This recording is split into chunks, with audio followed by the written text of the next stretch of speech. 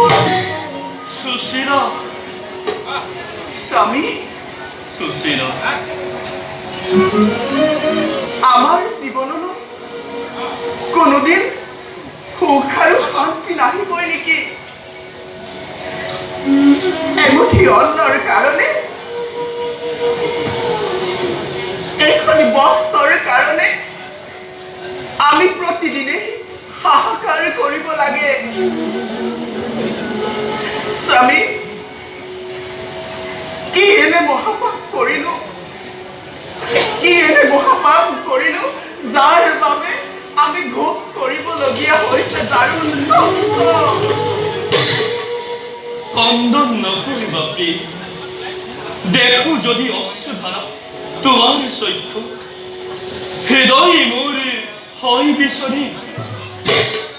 তুমি তো জানাই বিয়ে অদৃষ্টর লিখন নহই খন্দ। পূর্ব জন্মর কর্মর ফল আমি এই জনমতে ভোগ করিস সুশীলা। আমি এই জনমত ভোগ করিস। প্ৰতিদিনে প্ৰতিদিনে অনাহাৰী থাকিব লাগে, প্ৰতিদিনে দুখত অতিবাহিত কৰিব লাগে। এয়া কি প্ৰভুৰ ইচ্ছা?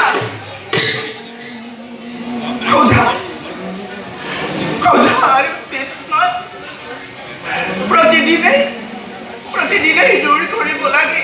এয়াই কি ভাগ্যত লিখিলা বিধাতাই আমাৰ? ভাগ্যৰ সতে কোনে যুঁজ কৰিব নোৱাৰে সুশীলা।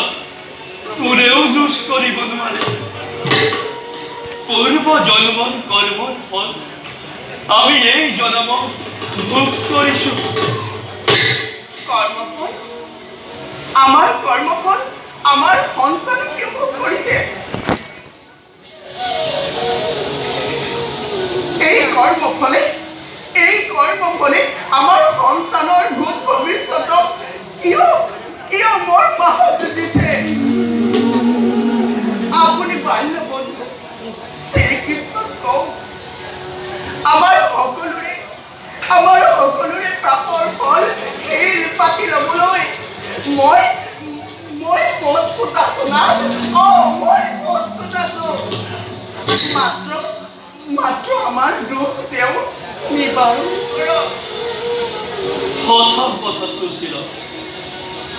দ্বাৰকাপতি কৃষ্ণ মোৰ পৰম মিত্ৰ। শান্তিপনি গুৰুৰ গৃহ একেলগে শিক্ষা লাভ কৰিছিলো আমি। কিন্তু সুশীলা, লোভৰ বশৱৰ্তী হৈ মই কৃষ্ণৰ ওচৰত দান ভিক্ষা কৰিব নোৱাৰো। মই যে তেওঁৰ ভক্ত সুশীলা। দান ভিক্ষা কৰি ভক্তৰ নামত কলংক সানিব মই নোৱাৰো। কদপি নোৱাৰো সুশীলা, কদপি নোৱাৰো। পৰম প্ৰভু কৃপা লাভ কৰি যদি আমাৰ জীৱনলৈ অকণমান উন্নতি আহে, তাত আপোনাৰ ক্ষতি কি? আপোনালোকে নাৰীৰ হৃদয়ৰ কথা অকণ উপলব্ধি কৰিব নোৱাৰে। সুশীলা,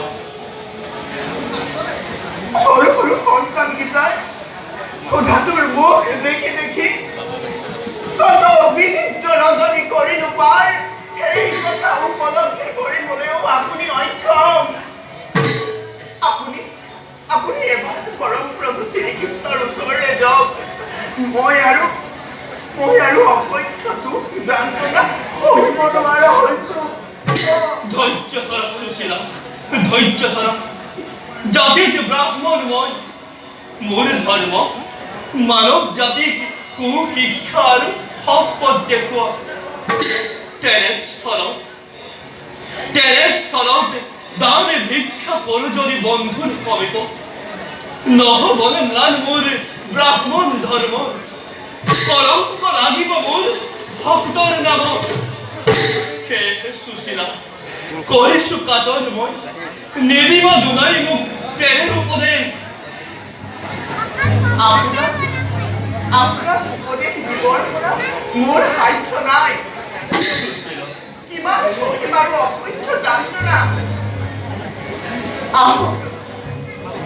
আহক না। আজিও ঘৰত খাবলৈ একোৱেই নাই। আজিও জলিৰে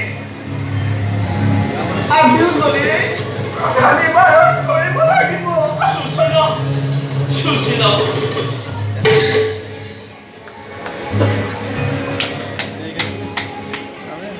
মানে বৰষুণ দিলে এখন দিব নোৱাৰে।